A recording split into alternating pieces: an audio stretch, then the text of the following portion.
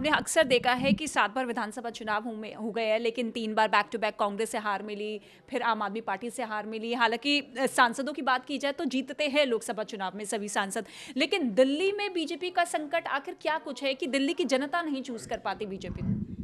भाई लोकसभा में हमें पूर्ण बहुमत मिलता है, 7 की 7 सीट हमें 14 में भी दी, 19 में भी दी, 24 में भी दी।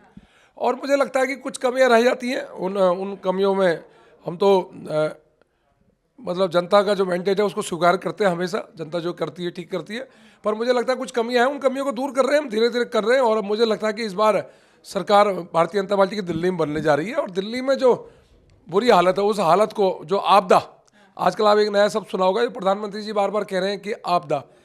12 साल में दिल्ली में आपदा ही तो थी।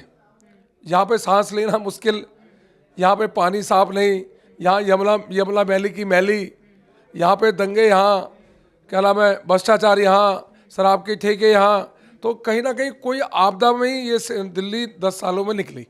क्योंकि शीश महल का भी जिक्र बहुत ज्यादा हो रहा है, पीएम मोदी ने भी कहा, शीश महल का जिक्र किया। तो क्या बीजेपी की रणनीति यही है कि आम आदमी पार्टी के जो मुखिया है अरविंद केजरीवाल, उनकी छवि को डेंट पहुंचाया जाए? क्योंकि 2013 में जब वो राजनीति में आए थे तो उन्होंने कहा था ना बंगला लूंगा ना गाड़ी लूंगा, फिर तमाम वादे जो है झुटलाते हुए नजर आए। तो यही है पूरी मंशा?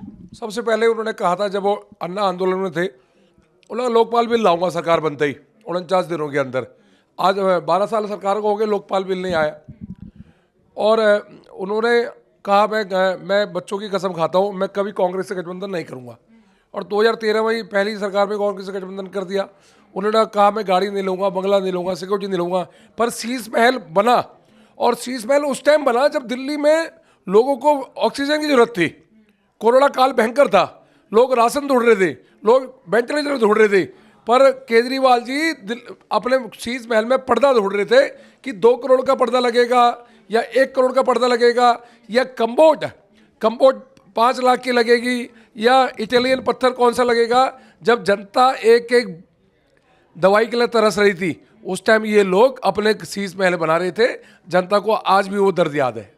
अच्छा, रमेश बिदूड़ी ने जो बयान दिया, चाहे वो आतिशी मरलेना के ऊपर हो या फिर इसके अलावा प्रियंका गांधी को लेकर हो, हालांकि आम आदमी पार्टी की तरफ से पलटवार आ गया है कि देखिए दिल्ली की जनता बताएगी कौन किसका बाप है। वो उससे भारतीय जनता पार्टी का कोई मतलब नहीं है, वो उनका व्यक्तिगत बयान था। मुझे लगता है मुझे इसमें टिप्पणी नहीं करनी चाहिए, वो व्यक्तिगत कुछ भी बोले, पर बीजेपी का कोई मतलब नहीं इन चीज़ों में। लेकिन नेताओं को चुनाव के दौरान अक्सर शालीन भाषाओं का, मतलब कोई भी राजनीतिक दल हो, बीजेपी हो, कांग्रेस हो, आम आदमी पार्टी, कम से कम भाषा को तो सही तरीके से इस्तेमाल। बिल्कुल, वो मैंने फिर कहा व्यक्तिगत मामला है। भारतीय जनता पार्टी नारी का सम्मान करती है, महिलाओं का सम्मान करती है। आज पूरे भारत में जितनी भी योजनाएं आज चल रही हैं वो महिलाओं के लिए चल रही है। महिला सशक्तिकरण के लिए मोदी जी खूब काम कर रहे हैं, और महिलाओं को मजबूत करा जाए, रोजगार दिया जाए, उसके लिए खूब काम हो रहा है। उज्ज्वला गैस योजना, दुनिया जितनी भी योजना आती है, क्या नाम है, अपना घर घर में जो शौचालय देना, ऐसी बहुत सारी योजनाओं में काम चल रहा है। तो मोदी जी, हम लोग महिलाओं को खूब सम्मान करते हैं। और अगर बिदुड़ी जी ने कहा तो उनका निजी बयान हो सकता है। तो वनवास खत्म हो रहा है इस बार बीजेपी का? मुझे लगता है 26 साल का वनवास इस बार खत्म होगा, दिल्ली में भाजपा सरकार आएगी। और अवध ओझा को कैसे देख रहे हैं?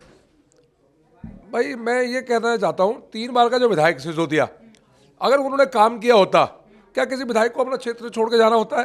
भाई काम नहीं किया तभी तो क्षेत्र छोड़ के भागे आप। भाई आप दिल्ली के शिक्षा मंत्री, दिल्ली के डिप्टी सीएम, आपके चेहरे में चुनाव लड़ रहे हैं, और आप 3000 वोट से जीत रहे हो, और आपके जो जूनियर है वो 30,000 से जीत रहे हैं। तो कहीं ना कहीं डर था, और डर था इसलिए विधानसभा छोड़ी और अपने गले की घंटी अवध ओझा में टांग दी। और अवध ओझा जी का हम सम्मान करते हैं गुरुजी, पर अवध ओझा जी का तो भाई कौन नहीं जानता। 19 साल, 19 केस, पहली बार गोली चलाई, और मैं गुंडा रहा, गोंडा का। जो आदमी खुल के बोलता मैं गोंडा का गुंडा हूँ, तो मुझे लगता नहीं ऐसे आपराधिक लोगों को, पचपड़गंज और ऐसे भारी व्यक्ति को। तो ये भी कहते हैं कि अगर मैं किसी की क्लास लेता हूँ, बच्चों को पढ़ाता हूँ, तो मजाल है कि कोई बच्चा खड़ा हो जाएगा, अगर मैं कुछ बोल रहा हूँ तो सब चुपचाप सुनकर उठेंगे, ये है मेरी अंदाज़ी। तो मैंने फिर कहा वो गुंडे हैं ना, वो तो खुद ही बोल रहे हैं, ऑफिशियली बता रहे हैं। उन्होंने कहा ऑफिशियली बोला मैंने गोली चलाई 19 साल में।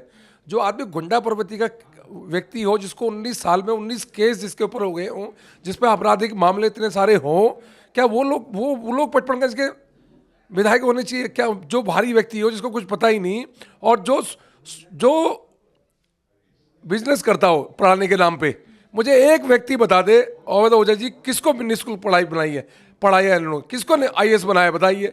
वो तो पढ़ाई के नाम पे अपना बिजनेस कर रहे हैं, पैसा कमा रहे हैं और लोगों को बेवकूफ़ बनाया जा रहा है। चलिए, बहुत बहुत शुक्रिया सर हमसे बातचीत करने के लिए। तो रविंद्र सिंह नेगी को आप सुन रहे थे, जो कि कह रहे हैं कि इस बार देखिए दिल्ली की जनता पूरा पर्दाफाश करेगी, आम आदमी पार्टी के तमाम घोटालों को उजागर करते हुए पार्टी जो है आगे बढ़ती हुई नजर आ रही है।